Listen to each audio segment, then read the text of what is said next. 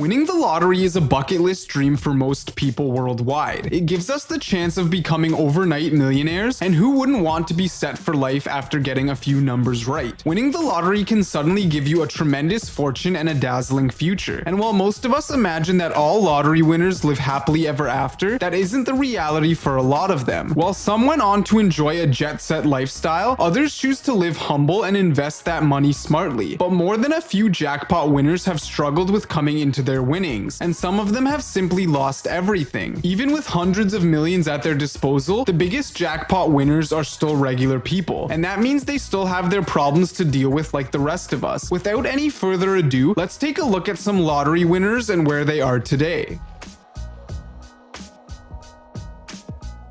On January 13th, 2016, couple John and Lisa Robinson won a third of the largest ever lottery jackpot in history, the $1.58 billion jackpot. Like the other two winners, the Robinsons chose to take their winnings as a lump sum, getting $327.8 million before taxes. Despite their newfound wealth, the couple planned to keep their modest Mumford, Tennessee home. Lisa even said that she wanted to continue working, while John joked about how big fancy houses were nice, but they still needed to be cleaned. 3 years after their big win, the Robinsons now live in a $6.2 million 10-bedroom home with 8 bathrooms, and even a well-equipped home theater. Their luxury home on a 320-acre lot comes with a private lake and some of the best views of Tennessee. They also decided to keep their existing house despite taking home $327.8 million, and Lisa did go back to work, but they have kept out of the public eye for some time.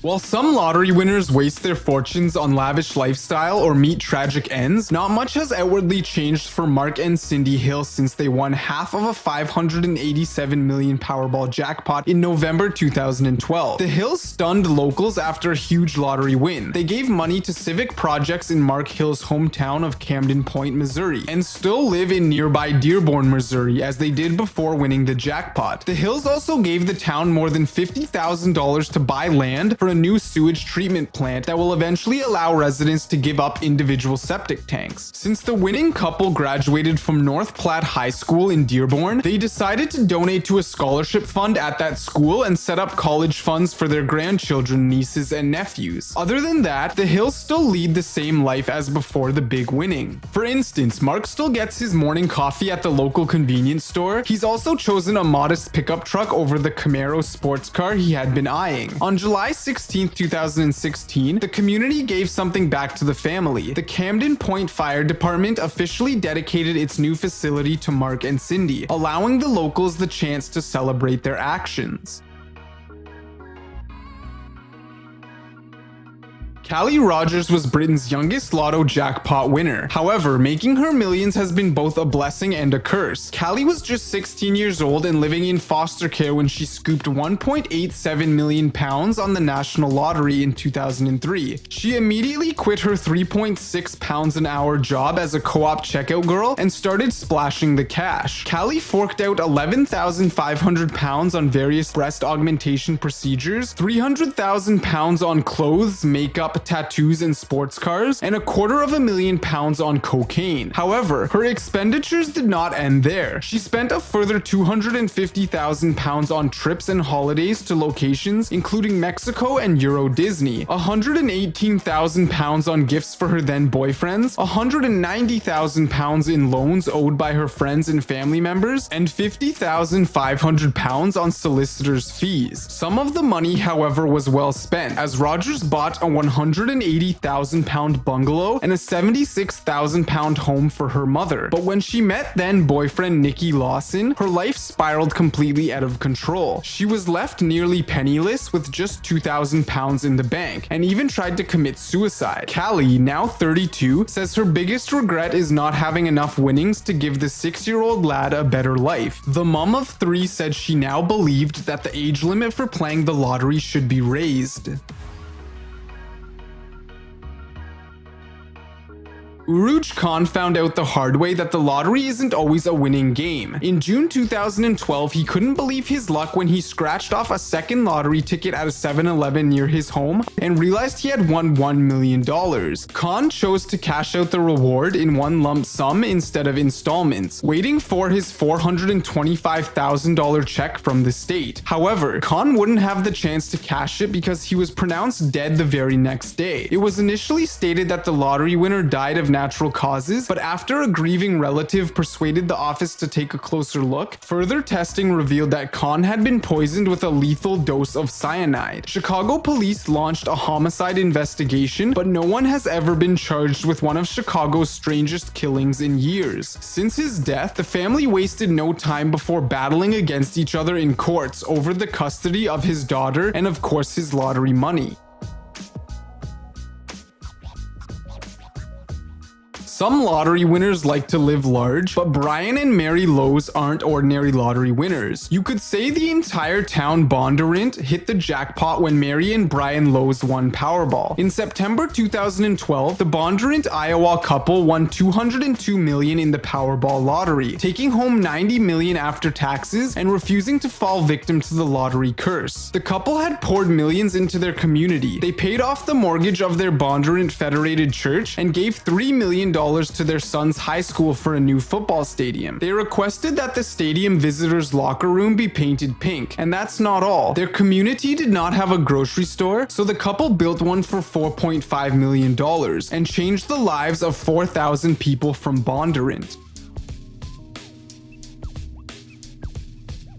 When some people win millions playing the lottery, they declare that part of their winnings will be given to their favorite charity. But when in May 2013, Tom Christ won $40 million playing Canada's Lotto Max game, he announced that he would donate all of his winnings to charitable causes, and he's lived up to that promise. He was so quiet about his win that he didn't even tell his daughter, Mandy. She said she'd found out about her father's luck on Facebook. Sadly, Tom's wife, Jan, died from cancer in February 2012, so he started a foundation under his name and made his first donation to a Calgary cancer center. His daughter said the family was completely supportive of his decision to give away the money and that they were grateful for the chance to contribute to causes that matter to them. Donations made also include to the Alberta Cancer Foundation and the investment of millions of dollars into Cadoodle TV, a company that provided online programming for children. Michael Carroll had much bigger plans for his 9.7 million euros jackpot when he won a British lottery jackpot at 19 in 2002. Carroll decided to use his money to throw demolition derby parties for his new cars. He admitted wasting millions on cocaine, gambling, and prostitutes, plus drinking 2 bottles of vodka a day. The self-proclaimed king of chavs even landed himself in jail a couple of times. Carroll lived large while the money lasted. Unfortunately, when you spend your entire lottery winnings on smashing up cars, there won't be a lasting flow of cash in the long run. However, not all of his money went towards his adventures. At least the generous winner gave away around 4 million euros to family and friends. So now, Michael Carroll is back to his life as a bin man, left only with several criminal charges and a few regrets.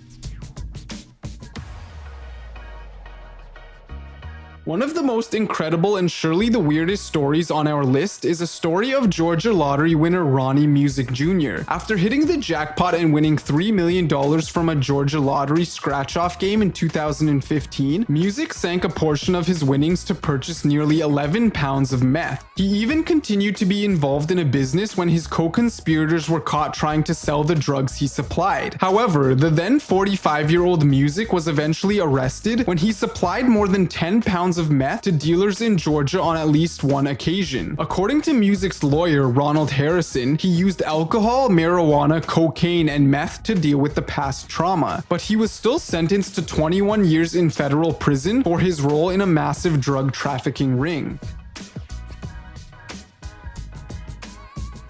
The story of William Bud Post is definitely like a Hollywood script. When winning the lottery, you can't even trust those closest to you, which was proved by William Bud Post's case, who won $16.2 million in 1998. His brother tried to hire a hitman to murder both Post and his wife so that he could take the winnings for himself. The assassination attempt didn't succeed, but Post continued to have a difficult life until he died in 2006. His former girlfriend slash landlord also sued him for a breach of verbal contract because he had agreed to share any winnings he had in the lottery. She won the decision in the courts, awarding her 1/3 of his winnings, which Bud refused to pay. His assets were then frozen by the court until an agreement could be reached. Before his death, he ended up declaring bankruptcy. He was forced to give $5 million to his landlady, and he invested in a business that flopped. When he died in 2006, Post had been living off of food stamps and $450 per month and had incurred over $1 million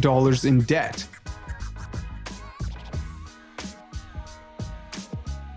Bob Erb's story is much brighter than some on this list, since he decided to invest his lottery money in people in need as well as the legalization of marijuana. When Bob Erb, a former marijuana party political candidate from British Columbia, won $25 million, he decided to invest $1 million in the legalization of marijuana, calling it Erb for Help, after stating that he smoked 15 joints a day since the 1970s. But that was not the whole story of this generous man. Before winning a lottery, Erb and his wife had a son who passed away due to cancer. That was why Erb did a simple act of kindness while he was on vacation. While traveling, Bob met a man who owned a restaurant named Cliff Luther. While they were there, the owner expressed how his daughter was recently diagnosed with the same disease as his son. On the way back from their travels, Bob returned with a check for the owner of $10,000. Erb has also donated around $7 to $8 million for shelters and groups, and has been known as a generous man who would help anyone in need.